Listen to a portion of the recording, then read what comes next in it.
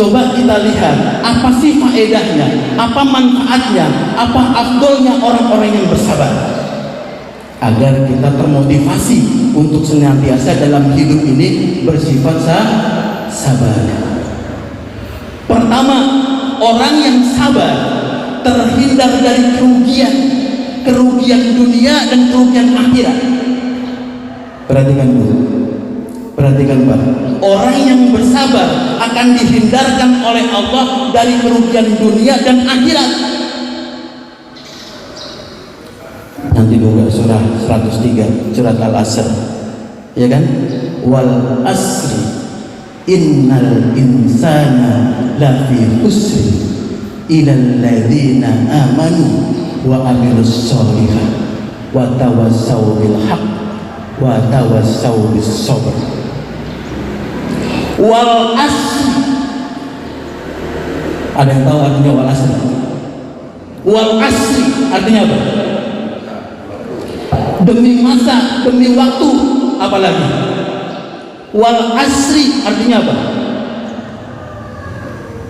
Kalau di dalam Al-Quran disebut wadduha, artinya apa? Demi waktu duha. Wal lail, demi waktu malam. Wal fajr, demi waktu fajar. Wal asri, demi waktu asar.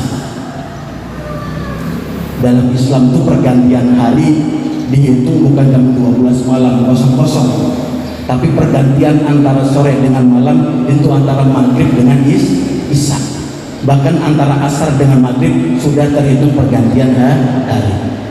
Allah ingin tegaskan demi pergantian hari yang tadinya gelap menjadi terang, terang menjadi gelap. Sungguh manusia tidak ada pengecualian. Wal asri innal insana lafi khusrin, tidak ada kecualinya. Mau perempuan, mau laki-laki, mau anak-anak, mau dewasa, mau kaya atau miskin, semua celaka. Illa, kalau Allah katakan illa tuh kira-kira banyak atau dikit kira-kira? Semua orang celaka, illa kecuali. Nah, dikecualikan itu banyak atau dikit kira-kira? Banyak atau dikit? Contoh kayak gini misalkan, Lebaran nih, 1 Syawal Lebaran semua orang di kampung tuh pulang kampung kecuali keluarga saya. Berarti dikecualikan dikit atau banyak? Sedikit. Nah, di sini ditegaskan oleh Allah, sesungguhnya yang tidak binasa, yang tidak merugi, tidak celaka sedikit. Siapa yang sedikit itu? Orang-orang yang beriman, lalu beramal soleh, lalu paham sabar dan mengerjakan sabar. Baru dia terhindar dari kecelakaan dunia dan akhirat. Jadi orang yang sabar itu dihindarkan oleh Allah dari kecelakaan dunia dan akhirat. Itu manfaat sabar yang pertama. Yang kedua, orang yang sabar sejatinya hanya orang-orang inilah yang bisa masuk ke dalam jannah. Hanya orang-orang sabarlah nanti yang bisa masuk ke dalam surganya Allah. Jadi nanti kita setelah diwafatkan oleh Allah, lalu dibangkitkan, lalu dihisab oleh Allah, lalu masuklah kita ke dalam jannah, ke dalam surga.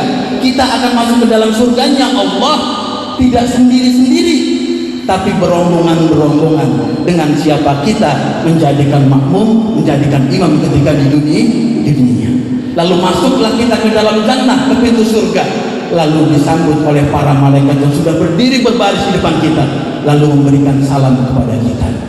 Dalam surah Ar-Ra'd surah 13 ayat 24, Assalamualaikum bima sabartum. Selamat atas kalian semua bisa masuk ke dalam jannah karena sifat sabar kalian ketika di dunia. Jadi yang diberikan salam masuk ke dalam jannah nanti adalah orang-orang yang sabar. Orang yang ketika diberikan ujian, musibah, bencana, dia sabar menerimanya, maka mereka itulah yang akan masuk ke dalam jannah. Jadi yang pertama akan terhindar dari kerugian dunia dan akhirat. Yang kedua mendapatkan salam dari para malaikat di surga nanti. Yang ketiga, ketika orang-orang sabar dalam kehidupan di dunia ini, maka Allah mencintai kita. Sekarang berapa banyak orang mengatakan saya cinta kepada Allah, saya cinta kepada Allah. Belum tentu Allah cinta kepada kita. Tapi kalau kita bersabar terhadap ujian-ujian Allah, maka Allah cinta kepada kita. Surah Ali Imran ayat 146. Wallahu yuhibbus sabirin. Sungguh Allah mencintai orang-orang yang bersabar. Jadi untuk menggapai cintanya Allah, ridhonya Allah, kasih sayangnya Allah, tidak ada jalan lain kecuali kita sabar ketika ditimpa ujian dan musibah. Baru Allah cinta kepada kita. Tadi udah 1, 2, 3. Yang keempat, apa keutamaan orang-orang yang bersabar? Apa fadilah orang-orang yang bersabar? Yang keempat, kita akan ditempatkan oleh Allah di surga yang tertinggi kalau kita bersifat sabar. Karena nanti ketika kita diwafatkan oleh Allah, dikumpulkan kita semua, dihisab kita, ditimbang kita di yaumil hisab nanti, maka manusia akan digolongkan menjadi 2 kelompok. Jadi setelah dikumpulkan semua, dibangkitkan dari kematian, manusia dibelah menjadi 2 kelompok. Kelompok pertama disebut dengan ahlu afiyah, afiyah. Yang kedua ahlu musibah. Jadi ketika dihisab nanti, semua manusia apapun jabatannya, apapun jenis kelaminnya, dibagi menjadi 2, ahlu afiyah dan ahlu musibah. Siapa ahlu afiyah? Ahlu afiyah adalah orang-orang yang ketika hidup di dunia diberikan kemudahan, diberikan kelonggaran, diberikan banyak nikmat oleh Allah. Hari-harinya seperti itu, diberikan banyak kemudahan, kelonggaran, nikmat oleh Allah. Yang kedua ahlu musibah, orang yang ketika hidup di dunia banyak diberikan ujian, musibah, kesempitan, bencana, Allah hadirkan kepada mereka. Itu kelompok yang kedua, namanya ahlu musibah. Lalu Allah perintahkan kepada para malaikat, wahai malaikat-malaikatku, coba dihisab terlebih dahulu ahlu musibah. Jadi ahlu musibah dikumpulkan oleh para malaikat, lalu dihisab satu persatu, lalu dihitung satu persatu amalnya dan dosanya. Dihitung, diteliti, dihisab, ditimbang sedemikian rupa, lalu para malaikat mengadu kepada Allah, ya Allah, setelah kami timbang ahlu musibah itu, telah hilang dosa-dosanya, telah habis dosa-dosanya, tinggal pahala-pahala yang mereka miliki. Karena apa? Karena mereka sabar ketika mendapatkan ujian-ujian di dunia. Lalu kata Allah, berikan 2 keutamaan kepada ahlu musibah.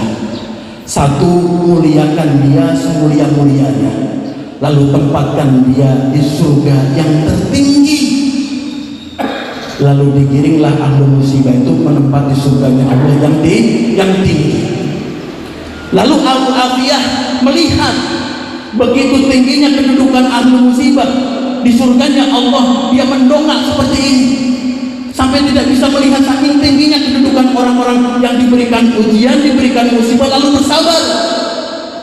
Lalu ahlu afiyah menyeru kepada Allah, ya Allah, kalau begini tinggi kedudukan ahlu musibah yang dia sabar ketika hidup di dunia, ketika diberikan ujian dia sabar di dunia, lalu Engkau tempatkan di tempat yang tinggi di surgamu ya Allah, maka beri kesempatan kepada kami untuk hidup barang sesaat, lalu timpakan ujian yang besar, musibah yang besar, bencana yang besar, agar kami bisa bersifat sabar. Jadi ternyata nanti Bang, kalau kita sudah dipanggil oleh Allah, sudah diwafatkan oleh Allah, meninggal kita, cuman 1 keinginan kita, andai kata kita dihidupkan lagi oleh Allah. Kalau Allah beri kesempatan lagi kita hidup, mayit itu akan minta kepada Allah hidupkan sekali lagi, lalu timpakan bencana yang besar, musibah yang besar, agar kami bisa bersifat sabar. Maka mumpung kita masih diberikan kesempatan, diberikan umur oleh Allah, manfaatkan waktu kita untuk sabar menerima ujian-ujian Allah, untuk sabar menerima musibah Allah, untuk sabar menerima ujian Allah. Karena sabar itu begitu tinggi kedudukannya di hadapan Allah Subhanahu wa taala.